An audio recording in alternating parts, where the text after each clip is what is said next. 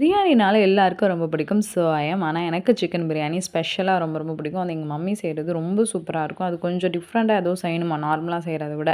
So அதான் mummy சொல்லுங்க அந்த ரெசிபி சொல்லுங்க அப்படின்னு சொல்லி கேட்டு நான் வாங்கினேன். யூசுவலா நீங்க வந்து சிக்கன் பிரியாணி செய்ற மாரி தான். அதோட சேர்த்து இந்த சோம்பு, சீரகம் அப்புறம் அதோட அந்த மசாலாஸ், ஸ்பைசஸ்லாம் இருக்கும்ல அதெல்லாம் போட்டு அரைச்சுக்கிட்டு, அதோட இந்த வாஷ் பண்ண மின்ட்டையும் நீங்க போட்டு அரைச்சுக்கணும்.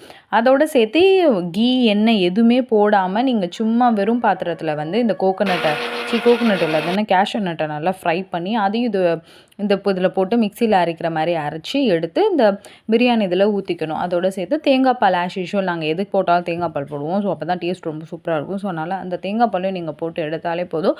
ரொம்ப சூப்பரான ஒரு சிக்கன் பிரியாணி வந்து ரெடி ஆயிடும். ஸோ நீங்க ஆஸ் யூசுவல் செய்ற பிரியாணிய விட இந்த மாரி கொஞ்சம் ட்ரை பண்ணி பாருங்க. உங்களுக்கு டிஃப்ரெண்ட்டாவும் இருக்கும். ஒரு புது எக்ஸ்பீரியன்ஸாவும் இருக்கும். ஸோ கண்டிப்பா ட்ரை பண்ணி பார்த்துட்டு அது எப்படி இருக்குன்றதையும் கமெண்ட் செக்ஷன்ல சொல்லுங்க.